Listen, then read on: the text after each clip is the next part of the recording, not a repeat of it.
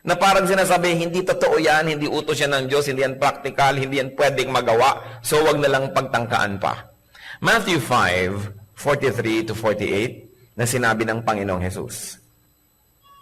You have heard that it was said, love your neighbor and hate your enemy. But I tell you, love your enemies and that you may be sons of your Father in heaven. He causes his sun to rise on the evil and the good, and sends rain on the righteous and the unrighteous. If you love those who love you, what reward will you get? Are not even the tax collectors doing that? And if you greet only your brothers, what are you doing more than others?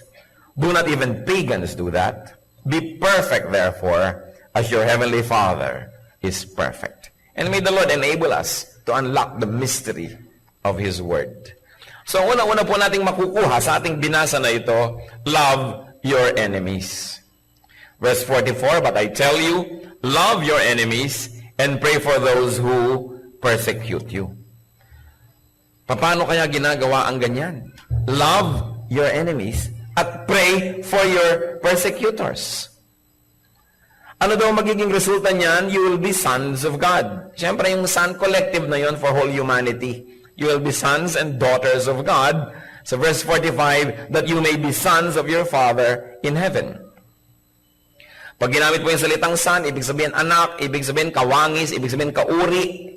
So, kung minamahal natin ang mga kaaway natin, at idinadalangin natin yung mga umuusig at nagpapahirap sa atin, tayo daw ay matatawag na anak ng Diyos, o tayo magiging kawangis ng Diyos, at makikita nga ang Diyos sa atin, dahil di ba nakikita mo yung mukha, yung labi, yung ilong ng Ama sa kanyang anak, so makikita yung mga katangian ng Diyos sa atin.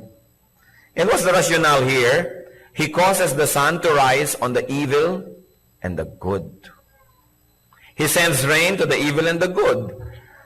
Sabing gano'n, ang Panginoong Diyos, kung umuulan, nagpapaulan siya, and of course, rain is equated with blessing, lalo't kayo nagtatanim ng halaman. Pag umuulan, hindi lang naman doon sa lote at mga garden ng mga godly umuulan, at tapos sa saan godly, wala nang ulan. Umuulan din doon. At pagka sumisikat ang araw, hindi naman doon lang sa mga makadiyos may araw at madilim doon sa mga hindi makadiyos. So ano pong ibig sabihin? Ang Diyos ay mabuti sa lahat. Kaya tayo ng mga anak niya na dapat maging katulad niya, mabuti rin tayo sa lahat. So hindi lang tayo mabuti sa mabuti, mabuti rin tayo sa hindi mabuti sa atin. Hindi lang natin iniibig yung kaibig-ibig, iniibig din natin yung mga kasuklam-suklam. At ang sinabi dyan, if you love those who love you, what reward will you merit? If you greet only those who greet you, what are you doing above the others? You are just like a pagan. Sabi, huwag mo nga ipagmalaki sa Diyos na minamahal mo yung nagmamahal sa iyo. Sabi, kahit mga taong walang Diyos, hindi kumikilala sa Diyos, mapagmahal din doon sa mga nagmamahal sa kanila. At kahit mga taong hindi kumikilala sa salita ng Diyos, binabati din nila yung mga bumabati sa kanila. Sabi, dahil kayo'y anak ng Diyos, dapat nalalampasan nyo ang ginagawa ng mga ordinaryong tao dyan na hindi naman nagba-Bible study, hindi naman nagwo-worship, hindi naman tumanggap kay Kristo bilang Panginoon at tagapagligtas. So, kung tayo may mga pinagtatampuhan, dapat kinakausap natin. Kasi kung hindi natin kinakausap, tulad din lang tayo ng mga tao na hindi kumikilala sa Diyos. Dahil ganun din sila, pag nagtatampo, hindi din nila kinakausap. Anong pinagkaiba? So, sinasabi dito, iba ang lifestyle, iba ang paningin, iba ang pananalig, iba ang pamamaraan ng mga tunay na anak ng Diyos.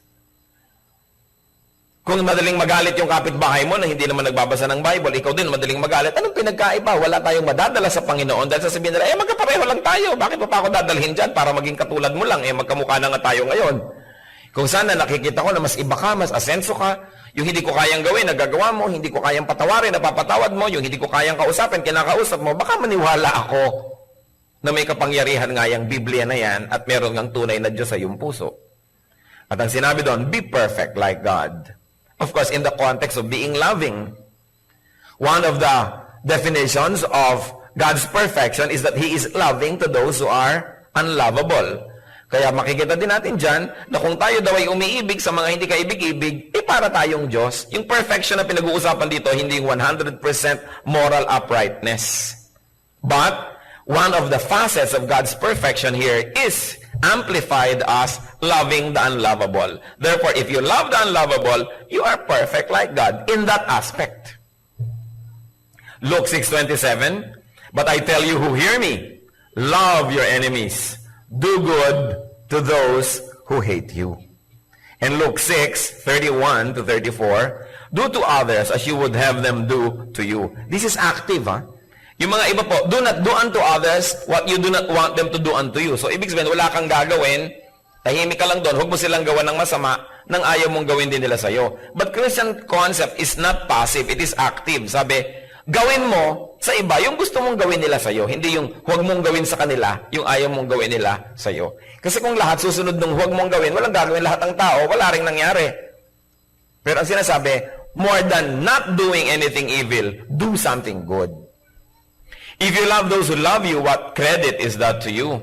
Even sinners love those who love them. And if you do good to those who are good to you, what credit is that to you? Even sinners do that. And if you lend to those from whom you expect repayment, what credit is that to you? Even sinners lend to sinners expecting to be paid in full. So ano po ang mga nadagdag na mga katuruan sa ating mga binasa, aside from mga inulit na love your enemy, nadagdag, do good to those who hate you. May dinagdag pa, bless those who curse you. May nagmura sa'yo, ang sagot mo, God bless you. Pero hindi yung God bless yung nang iinis. Yung talagang, taos puso. May mga nagsasabi ng masasama tungkol sa atin, ipinamamalitaan kung ano-anong mga kasamaan tungkol sa atin, tapos tayo naman, ipinamamalita natin sa iba ang mga kabutihan niya.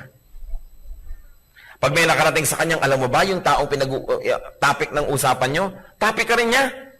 Ano nga sinasabi niya? Ang buti mo daw. Ang bait-bait mo raw. Ikaw daw ay merong potential na ganito, talented ka raw. Ano kaya ang magiging epekto sa tao na nagsasalita ng mga masama laban sa inyo, na mabalitaan niya, nagsasalita pala kayo ng mabuti tungkol sa kanya? Subukan natin ito. Kasi sabi, bless those who persecute you, who curse you. Gaano po sa atin, mga kapatid, ang nasubukan na ito at napapatunayan that it really works? Many of us who are not able to prove that this is really true because we don't even try. Ang nangyayari sa atin, nakakapanaig yung human nature na pag kami narinig kang masakit na salita tungkol sa iyo, galing sa iba, ang ganti natin masakit din. Kaya hindi matapos-tapos yung mga sakit na yan. Kaya nga sabi ni Karen Carpenter, can't we stop hurting each other, tearing each other apart?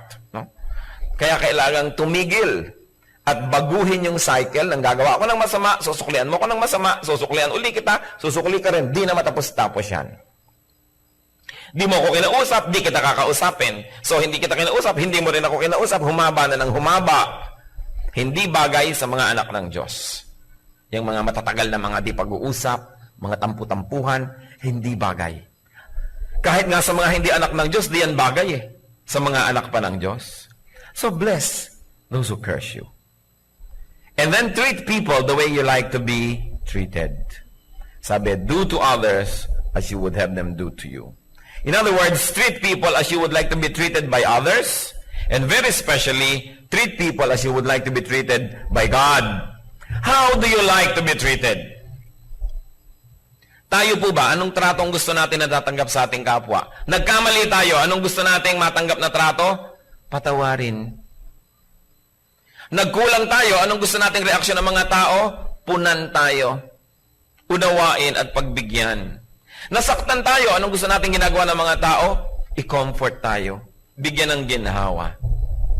Nangangailangan tayo, anong gusto nating treatment? Tulungan tayo at bigyan. Gipit na gipit ka. Gusto mong may tumulong sa'yo na walang kondisyon, walang interest, at sinabing, sige na, pay when able, kung sakaling maging able. Yun ang gusto nating treatment. Napakahirap ng gipit na gipit ka na, pagkatapos mangungutang ka, tutubuan ka pa ng kutakot-takot, wala ka namang magawa dahil gipit na gipit ka na nga. Kaya sasabihin nila, naku, kumapit sa patalim.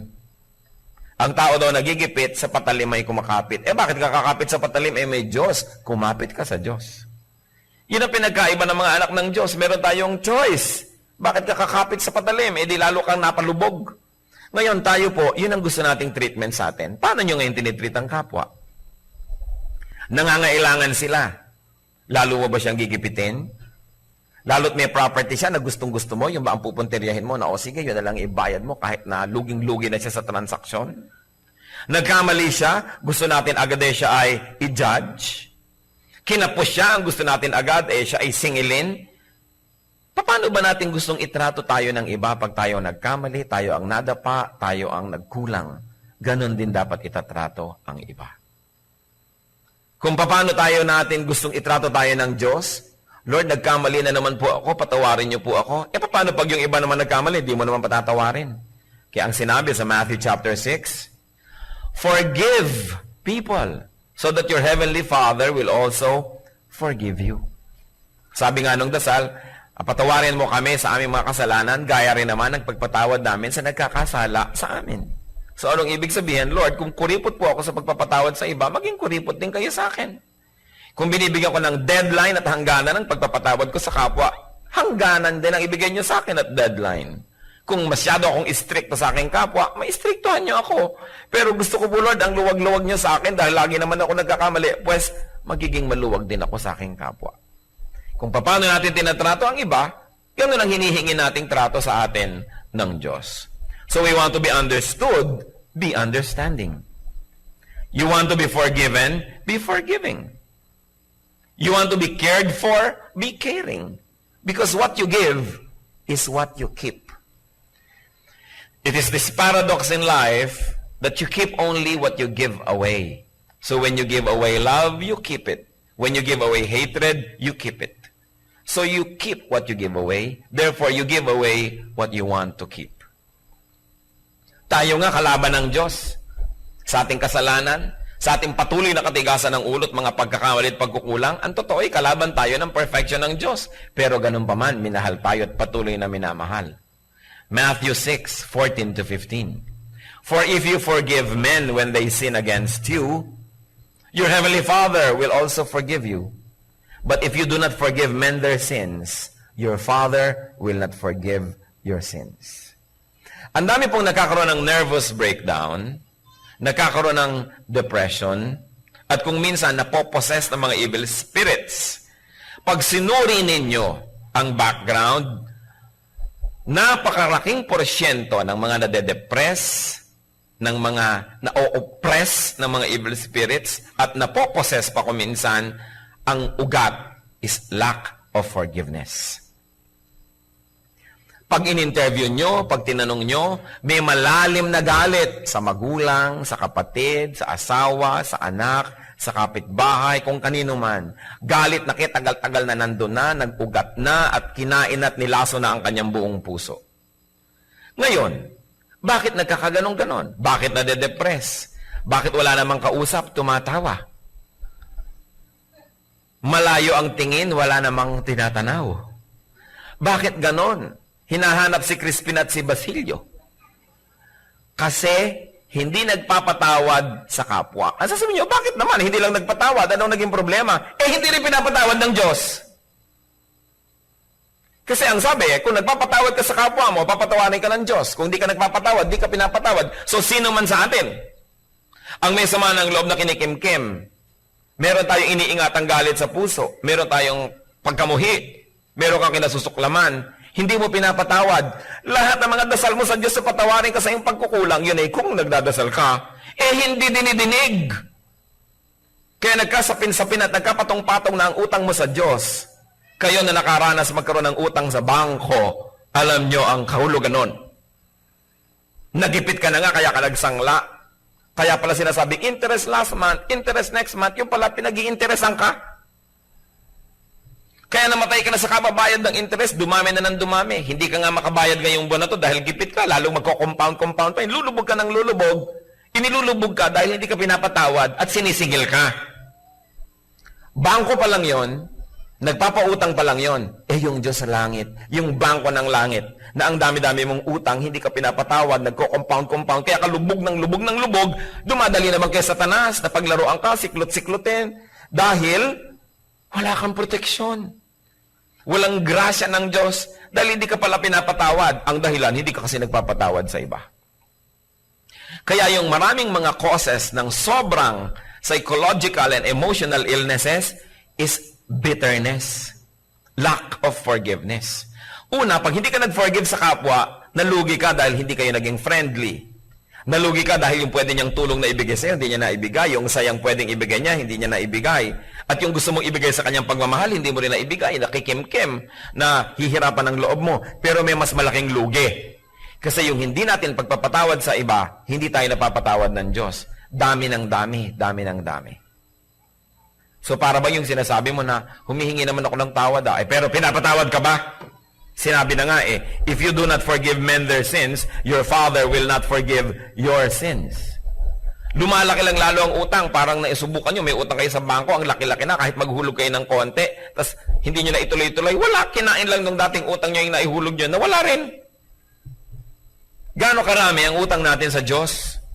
Baka naman dasal kayo ng dasal araw-araw, patawarin niyo po ako sa pagkakamali ko kahapon, kanina. Akala niyo nga napatawad dahil meron pala tayong hindi pinapatawad. Tatandaan niyo ito, verse 15, Matthew 6. If you do not forgive men their sins, your Father will not forgive your sins. And this is Jesus saying it. Kaya mahalagang mahalaga, magpatawad tayo dahil tayo'y banal. At kung hindi naman tayo talaga ganong kabanal, magpatawad tayo dahil tayo'y wise. Dahil kung hindi tayo nagpapatawad, we burn the bridge over which we too must pass. Sa kahigpitan mo sa kapwa, ayaw mong paraanin, sinunog mo ang tulay, pati ikaw, hindi ka lang madaanan. And it is the bridge of forgiveness that we all need. So kung ano sa prayer, ganon din sa ibang larangan. No? Pag tayo nagpapatawad, pag tayo gumagawa ng mabuti, nagiging mabuti ang nangyayari sa atin. Luke 6:35 to 36. But love your enemies. Do good to them. And church, listen. And lend to them without expecting to get anything back. Then your reward will be great. And you will be sons of the Most High, because He is kind to the ungrateful and wicked. Be merciful, just as your Father is merciful. Napakalalim naman ng Christianity. Napakalalim naman ni Jesus sa kanyang mga ipinagtuturo na ito. Love your enemies, do good to them. Pahiramin daw ng walang inaasahang bayad yung mga nangangailangan na mga kaaway. Can you imagine kaaway? So, edi lugi ako, lugi ka sa earth. Pero your reward will be great. At ano yung reward na yon? You will be called the sons of the Most High. Therefore, lahat ng ipapamana ng Diyos sa kanyang mga anak, lahat ng inireserba niyang blessing sa kanyang mga anak, ay mapapasayo. Nalugi ka lang sa taong ito, pero panalo ka naman sa ibinigay ng heaven, kaya hindi ka talaga lugi. Sabi na, be practical. Yes, we should be practical. Sundin niyo ang Diyos kasi siya ang practical. Akala ng iba kasi ang maging practical, maging tuso, lamangan mong kapwa mo, practical ganon. Sa palagay niyo ba, itong itinuturo ni Lord, hindi pwedeng i-practice as in practical, pwedeng ma-practice? Pwedeng-pwede. Nauna na nga siya. Ang daming kasalanan ng tao laban sa Diyos, anong ginawa ng Diyos? Siya ang nagkatawang tao, binayaran pa yung kasalanan ng mga tao, para yung mga tao ay huwag nang singilin at mailigtas niya. Kaya pag nagpaligtas ka kay Jesus, ligtas ka na. Pinabayaran mo sa Kanya yung utang mo, bayad na. Practical. It can be done. It can be practiced. Why? Because God is merciful. Mahabagin. God is just. But God is merciful as well. Kaya sabi kayo, para matawag ng mga anak ng Diyos, dapat kayo mahabagin. Kasi ang ama nyo ay mahabagin. Yung kasing concept ng ama, ibig sabihin, genetically speaking, kung ugali ng magulang mo, ugali mo, yung korte ng noo niya, korte ng noo mo, kasi magulang mo yan. So kung yung magulang mo sa langit, mahabagin, di dapat mahabagin ka rin. At pag nagiging mahabagin ka na, nagbibigay ka sa hindi makakapagbayad, natatawag na, oo nga, anak nga yan ng Diyos. Kasi nga ang Diyos nagbigay sa mga tao na kahit ano naman ang gawin ng tao, di rin niya kayang magbayad. Kung tayo nagbibigay lang sa nagbabayad, di ganon din ang gagawin ng Diyos sa atin. Di hindi tayo bibigyan kasi hindi naman natin kaya magbayad. Alam niyo kung bakit marami mga tao ay napakahigpit ng buhay, parang sikip-sikip ng mundo? Kasi ang sikip din nilatang higpit sa iba. Bakit lagi na lang kapos? Kasi wala nang ginawa nga, kundi wise na lang yung kapwa, lamangan ng lamangan. Ang ending, wala rin. Diyan sa mga nanglalamang na yan, mga nandadaya, yun at yun pa rin ang problema. Pera pa rin. Hindi naman nagiging solusyon. Kasi, kung anong ginagawa natin sa kapwa, yun ang ginagawa nating pamantayan para ganun din ang gawin ng Diyos sa atin. So, maluwag ka sa kapwa, lumuluwag sa iyo ang Diyos. Pero hindi ka maluwag, hindi rin maluwag sa iyo ang Diyos. Lahat ng ginagawa natin sa tao na hindi kayang magbayad, Diyos ang nagbabayad. So, nagbigay ka sa mahirap, walang ibigay sa iyo, Diyos ang nagbibigay sa iyo. So, teka, nasaan ang ibinigay ng Diyos? Ang dami ko nang binigyan, hindi pa ako binibigyan ng Diyos. Ang dami ko nang binigyan ng mahirap. Saan galing yung ibinigay mo to begin with? Di ba sa Diyos? Na-advance na. Pagkatapos kumisan, bibigyan ka pa ng dagdag. Sabi mo, ay, bumalik. Pero kahit na hindi bumalik, saan ba galing yung ibinigay nyo? Di ba sa Diyos na nga galing yun? Sabi nga sa Bible, you were not born with anything and you cannot take anything out of this world. So everything that we think we have is really from God. So nagbigay ka na, hindi bumalik, hindi para sa iyo yun. Kaya inabot sa iyo ng Diyos para iabot mo sa iba. Kasi ang Diyos naman marunong ng arithmetic, alangan namang hindi. At ang Diyos, ayaw niyang may utang siya sa tao. Di ba sinasabi niya, tulungan niyo yung mahihirap, tulungan niyo yung mga mahina, yung mga hindi kaya magbigay. Di nagbigay ngayon tayo. Di inaari ngayon ng Diyos na utang niya yon kasi siyang may utos Di ba kung meron may nagsabi sa atin, pautangin mo yan, pautangin mo yan. Ikaw na ngayon ang may utang doon sa sinabihan mo kasi sinunod ka Kaya ganyan yung mga garantor. O sige, bigyan mo yan, ako mag-garanti. Hindi ka binayaran, si garantor ang magbabayad. So si Lord, sinasabi niya, bigyan mo yan, bigyan mo yan, bigyan mo yan. Siya yung garantor. Yung mga pinagbibigyan natin, hindi nagbayad lahat. Di Diyos ang magbabayad, siya yung garantor Do you think, magpapalaypas ang Diyos ng isang araw na may utang siya sa tao? No, God siya Kaya walang kalugihan na sundin yon. Ano po ang teaching dyan? Lend to your enemies without expecting payment. Bakit naman without expecting payment? Because no expectation means no disappointment. No expectation means the possibility of a pleasant surprise. Binigyan mo, hindi mo na inaasahang magbabayad. Hindi ngayon nagbayad, hindi ka nabigo. Kasi hindi mo naman inasahan Ngayon, dahil hindi mo inasahan, biglang nagbayad pa, di surprise. Lalong naging positive, pero kahit wala, sabihin mo yung ibinigay ko dyan, galing na naman sa Diyos yun So actually, wala na akong dapat na intayin pa kasi yun nga, in advance na ng Diyos. Bakit mag-iintay pa ako ng kapalit? So, kung tayo po'y nangangailangan at dumarating sa panahon, alam nyo, sabi nga nila, weather lang yan. Panahon. Ngayon, akala mo malakas ka, laging ganon. Hindi naman laging ganon Mabuti nga kung laging ganon. Dumarating yung panahon na tayo nangangailangan. How would you like to be treated?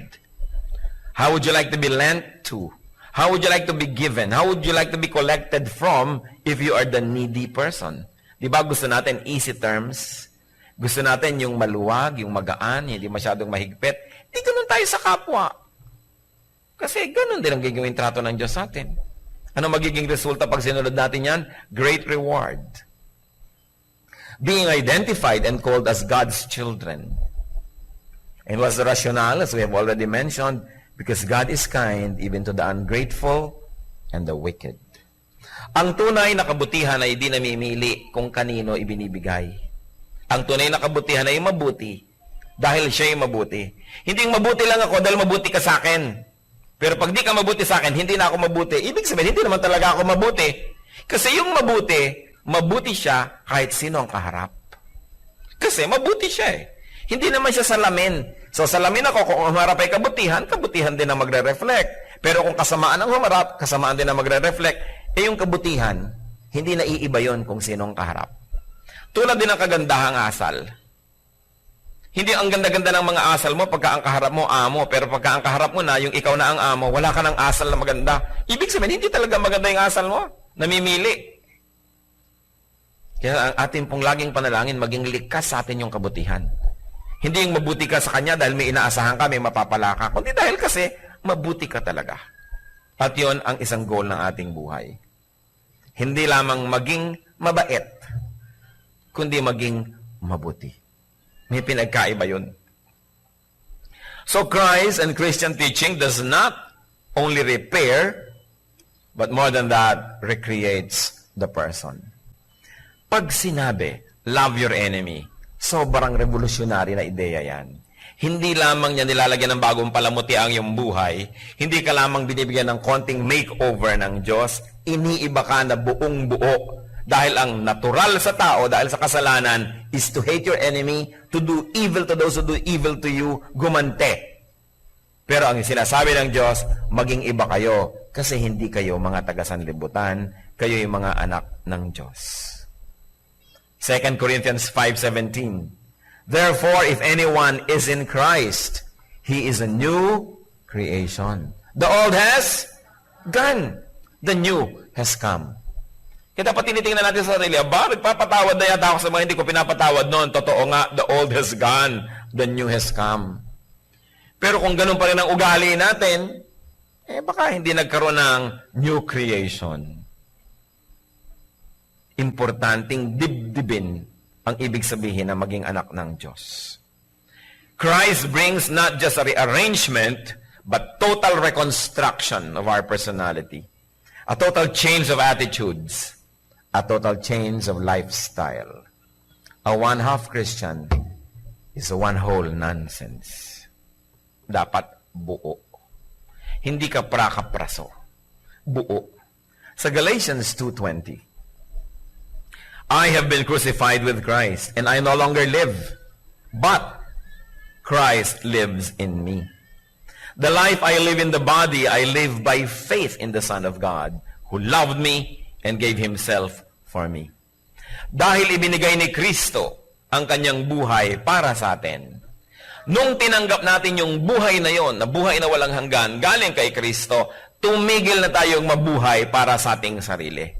Nagpalit tayo Lord, eto yung buhay kong masama sa inyo na, at please, mamatay po kayo para dyan, bayaran nyo. At yung buhay niyong mabuti, amin naman, na akin na, ibigay nyo sa akin. Eto yung katawan ko, eto na yung marumi kong espiritu. Eto naman, ibigay nyo sa akin yung malinis nyong espiritu. So, mamamatay kayo dahil sa akin, therefore, mabubuhay kayo sa pamamagitan ko. At mamamatay din ako sa dati kong sarili dahil sa inyo. So, ang totoo niyan, pag tinanggap natin si Kristo, pareho tayo namatay. Namatay si Kristo para sa ating kasalanan, ibinigay sa atin ang kanyang buhay. Tayo naman, namatay na sa dati nating buhay at ibinigay na natin sa kanya ang ating buong pagkatao para yung buhay niya na naputol dahil namatay para sa atin, magtuloy naman sa atin. Nalipat. Kaya sabi niya, I no longer live, but Christ lives in me. So, di lugi ka, yung buhay mo nawala. Ano naman ang dapat mong ipanghinayang yung buhay na yun pang impyerno? Kaya nga kinuha na ni Kristo para hindi na yun ang buhay mo, ibinigay ngayon sa'yo yung buhay niya. Sasabihin mo, di lugi ka, buong buhay mo, hindi mo nasusundin yung gusto mo, si Kristo na. Gaano ba kahaba ang buhay ko? 70 years, 80 years, 100 years? Okay na yun, ibigay ko sa kanya. Binigyan naman niya ako ng eternal life na kapalit. So, hindi ako lugi doon. At saka, hindi naman laging mahirap sundin si Kristo Mahirap lang sundin sa umpisa. Pero pag pinayagan kong mangyari ang gusto niya, naiiba na ako. Na ang pagsunod kay Kristo ay hindi na mahirap gawin, kundi nagiging pleasure, nagiging joy. Dahil totoong naiiba pati ang taste natin. Kaya sabi dito sa Galatians, I no longer live, but Christ lives in me. So kung nung araw na ako ang nakatira dito sa katawan ko, gumawa ka ng masama, gagawan din kita, pero teka, born again na ako New creation na ako. Si Kristo nang nakatira dito. So yung ginawa mong masama, susuklihan ko ng mabuti kasi si Kristo, yun ang ginagawa niya at yun ang gusto niya mangyari. Kaya nahihirapan tayo dahil dalawa yung nakatira. Kumisan, 3 pa. Inalis mo na yung buhay mo, buhay mo na si Kristo sa'yo, tapos mo, teka.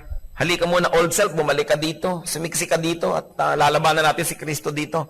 Kaya kumisan ang gulo ng buhay natin. Nagtatalo yung loob natin, nagdadalawang loob tayo, dahil dalawa yung pinapatira mo, may 3 pa. Sa taning, halika muna dito, sandali. Sumali ka rin dito sa gulong ito. Kaya pinag-aagaw-agawan tayo noon. Samantala kung single-hearted ka, alam mo, you accepted Jesus as Savior and Lord, siya na ang nabubuhay sa'yo, wala na dapat choice. You know, Christians, ang choice natin, hindi between bad and good. Hindi yun choice. Choice lang yon ng hindi anak ng Diyos. Pero pag anak ka na ng Diyos, hindi mo na choice yung bad. Ang nalilito ka na lang between good, brother, or better. Litong-lito ako kung anong gagawin ko. Sabi ng kaibigan mo, Alin, namimili ka between bad and good? Hindi. Ba't ako mamimili? Hindi ako namimili ng bad. Pwera na yan sa choices. Anong nakakalito? Kasi yung gagawin ko, nalilito ako kung good o better. O good, better, or best. Doon lamang namimili ang anak ng Diyos. Hindi kasali yung bad sa choices. So, ginawan ako ng masama nito. Hinagisan ako ng granada. Ano kaya ang ipapadala ko sa kanya? Tinapay? Tinapay na may palaman? O tinapay na may palaman at kasamang juice? Litong-lito ako. Kung good, better, o best. Dapat ganun ang choice natin. Kahit alin kasing piliin mo, hindi ka pa rin nagkasala. Hindi yung, ano kaya ang pipiliin ko, asawa ko o yung iba. Hindi ganun din iisip ng Kristiyano. Diba? Yun na yun. Gagawa ko kaya ng masama o mabuti? Hindi pang Kristiyano ang ganung pag-iisip. Sinabi na nga, I have been crucified with Christ. I no longer live. Diba may pelikula dating, Alice doesn't live here anymore. So pag may kakatok sa pinto mo, si Satanas, sabi, huy, kaibigan, ang pangalan mo halimbawa Christy. Christy, alika na, gawin na natin yung dati natin gawin. Sasabihin mo, Christy doesn't live here anymore. Si Kristo na nakatira dito, kaya umalis ka dyan. No? Pero hindi, tayo pa kuminsan na nagsasign doon sa pinto. Satan, welcome. Let's revive the good old days. Paano yan? Si Kristo nasa iyo na, papalisin muna natin. Magko-confess na lang tayo bukas. Kaya magulo. Dapat isa lang, hindi dalawa. Luke 2:14. Anong sabi ng mga anghel nung ipinanganak si Jesus? Glory to God in the highest, and on earth, peace to men, on whom His favor rests. Peace talaga ang kailangan natin. Maraming levels, maraming anyo ng peace. But one way to peace can be achieved is by loving one's enemies. This is God's way with men. Love your enemies. Kaya yung mga mag-asawa, dapat magmahala ng lubos. Sige, bakit anong kinalaman ng mag-asawa? Di ba ang utos, love your wife. Love your husband. Hindi ko na parang asawa yan eh. Para ko na lang kapatid. Para ko na lang kapitbahay. Oops, gotcha. Sabi ni Lord, love your neighbor. So, mahalin mo pa rin. Wala kang choice. Hindi nag-aaway ho kami. Nagbabatuhan kami ng pitchel. Enemy ko siya. Sabi, love your enemy. Wala kayong lusot. Lalo ang mga mag-asawa. Magmahala na lang kayo.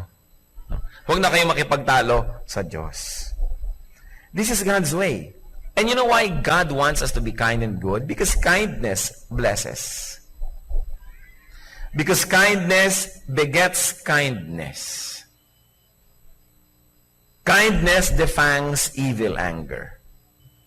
Galit na galit ang tao, sinalubong mo ng kapayapaan at kahinahunan, hindi man ka mahalin nun, mababawasan ang galit nun. Gustong-gusto kang saktan, pero bigla kang dumating, inaabutan mo ng buko pie. At least ihampas man sa iyo yung buko pie, malambot. Kung ang dala-dala mo, bakal para ihampas sa kanya, naagaw sa iyo, naihampas sa iyo. Di ba maraming ganun, inagaw sa iyo yung dala mo, siya pang ginamit para laban sa iyo. Kaya ingatan nyo kung anong dala nyo, dahil baka sa inyo gamitin. Lagi kayong magdadala ng buko pie. Anong sabi sa Romans 12:20? On the contrary, if your enemy is hungry, feed him. If he is thirsty, give him something to drink. In doing this, you will heap burning coals on his head. So, gumawa doon ng mabuti. Kahit sa iyong parang pine-perceive na kaaway. Si Don Pasiano Rizal, kapatid ng ating national hero at para na rin niyang ama na nagpaaral sa kanya. At pagkatapos naging general ng Katipunan at ng Himagsikan matapos si Rizal ay binarel. At pagkatapos maraming mga Pilipino ang naging maka-Amerikano nung tayo sinakop ng mga Amerika. Nung minsan daw, panahon ng Amerikano, merong kumakatok sa kanyang bahay sa Los Baños. Yung mga katulong, nung makilala yung kumakatok, ay pinaakyat agad. Dahil ang kumakatok ay si Pedro Paterno. Pero sa tingin ni Don Pasiano, ay hindi dapat patuloyin. Sapagkat ito naging mga federalista, naging mga maka-Amerikano agad. Sabi daw ni Don Pasiano, sa loob ng kanyang kwarto, hindi siya lumalabas. Kung ang kumatok sa ating pintuan ay mga hampas lupa at mga lubos na mga kasuklam-suklam na mga tao, paaakyatin niyo ba sa ating bahay para painumin? Sabi daw ng mga katulong, hindi po. Bueno, pababain si Ginoong Paterno at painumin sa tarangkahan. Ganun daw ang ginawa. Kasi perceive niya nakaaway ng bayan eh. Pero, pinainom pa rin. Hindi na lang doon sa honored place sa kanyang sala. Sabi, if your enemy is hungry, feed him. If he is thirsty, give him something to drink. Siyempre, hindi naman gospel truth yung ginawa ni Don Pasiano Rizal. Ang sinasabi lang natin, nagpainom pa rin.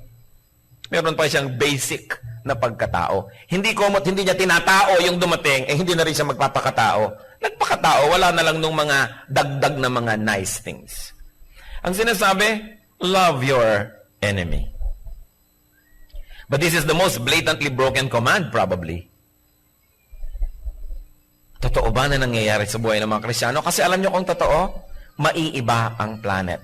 Sa dami na ba naman mga Kristiyano, lalo ngayon, sa dami ng maapektuhan natin na tao, magkakaroon talaga ng change sa pamumuhay ng marami kung susundin natin ito. Why? Because hatred begets hatred. Love begets love. And at least, love weakens hatred or love weakens the enemy. Kung maibigin ka, kung hindi man maging maibigin ang iyong kalaban, at least mababawasan siya ng pagkamuhi at galit. Dahil hindi ka naman kagalit-galit eh. Kaya, ang mahalaga, love. Because love can conquer. Ano po ang sabi sa Proverbs 15, verse 1? A gentle answer turns away wrath, but a harsh word stirs up anger. A gentle answer turns away wrath. Merong tao galit na galit. So, ikaw talaga, bakit yan yung ginawa mo? Hindi mo na alam. Oo nga eh, kasi hindi ako marunong. Pasensya ka na. Eh, di biglang tatahimik yun. Alam ka naman magpatuloy pa eh, ang gentle-gentle na nga na yun sagot. Kaya kung minsan eh, may mga ginang, mga pasapasa, pastor. Napakasama po ng aking asawa. Pinagbubugbog po ako. Ibig mo sabihin, sister, nakaupo ka, tahimik na tahimik. Nakatingin ka sa mga ulap.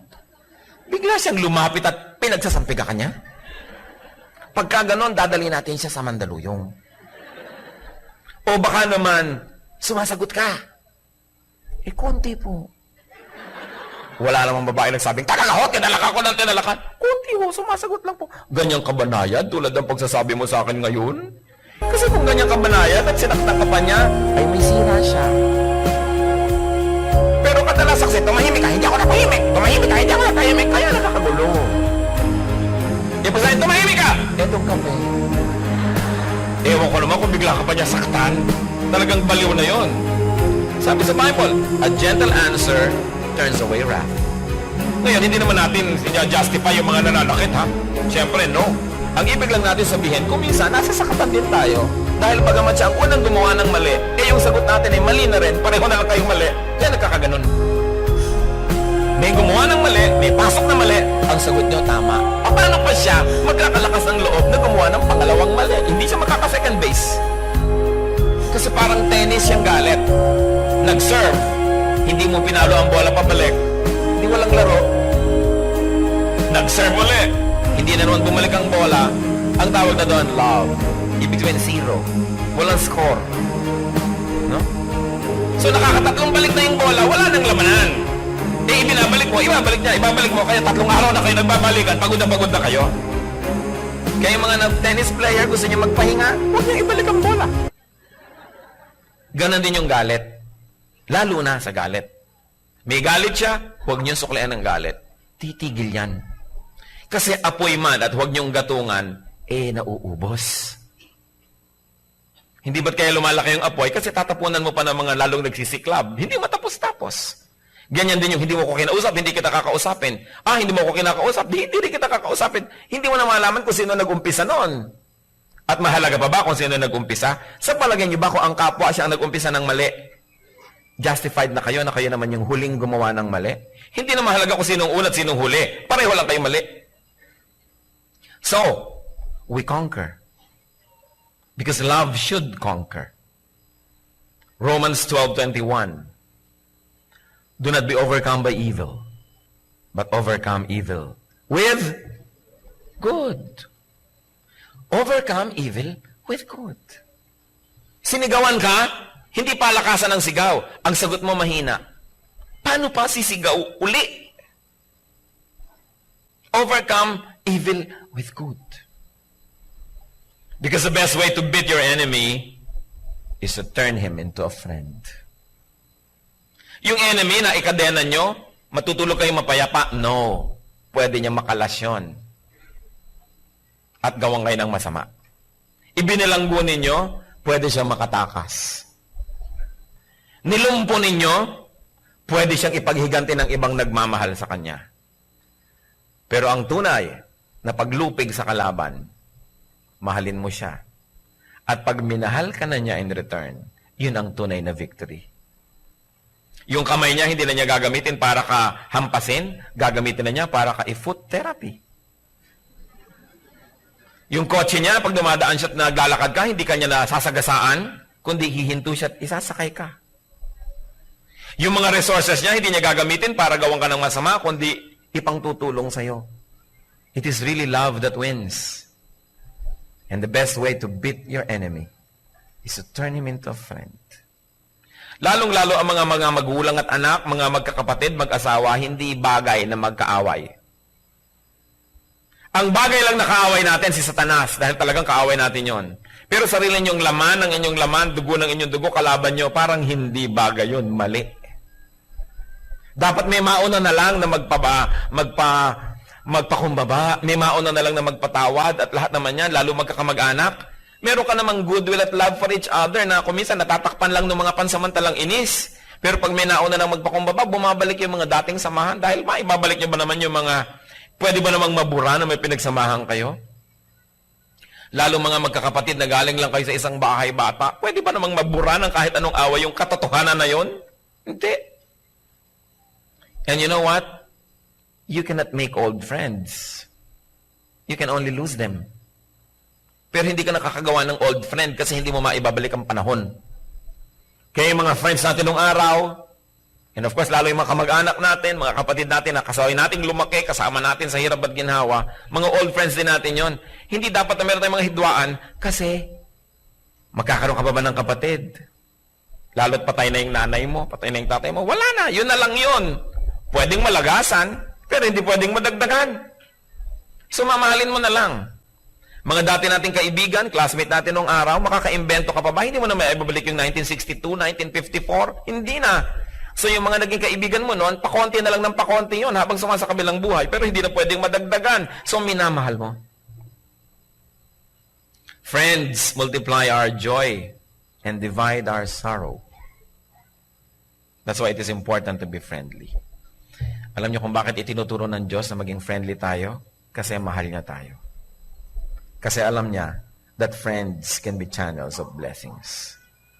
Parang mga magulang na tunay na nagmamahal sa anak, hindi mo itinuturo maging suplada yung anak mo, maging masungit, maging mataray, maging ganito, maging ganyan. Kasi maraming mayayamot. Pero tinuturoan mo siyang maging mabuti, mapagpakumbaba, para maraming matuwa sa kanya at maraming magmahal, hindi lang ikaw. Yun ang magandang pagmamagulang. Dinadamihan mo ang mga iibig sa iyong anak, hindi yung tinuruan mo maging tamad o tinolerate mo, ng tao na kasama na inis. Masyadong selfish, walang natutuwa. So pag namatay ka na, wala na ibang mag-aalaga sa kanya. Kaya yung magulang natin sa langit, tinuturuan tayo maging mapagpakumbaba, maging mabuti. Kasi alam niya, pag ganun tayo, dadami pa ang magmamahal sa atin. Hindi tayo ipinapalugi ng Diyos, ipinapatalo na magpakumbaba ka, magpasensya ka. Bakit kayo ipapatalo ng Diyos? Mahal ka niya. Pinapapanalo nga tayo eh. Kasi alam ng Diyos na ang tunay na panalo is when you turn your enemies into friends. That's the real victory in life. Dear Lord, salamat sa mga paalala nyo. Salamat sa katotohanan na mahal nyo kami. Na mga itinuturo nyo sa amin na hindi kalugihan. kundi ito'y mga kalakasan. Turuan mong makita namin yung katotohanan na to. Tanggalin mo, Panginoon, ang mga takip sa aming mata. Sa pagsuko namin ng aming buhay, ipakita mong mga napaka-practical na katotohanan sa iyong mga katuruan.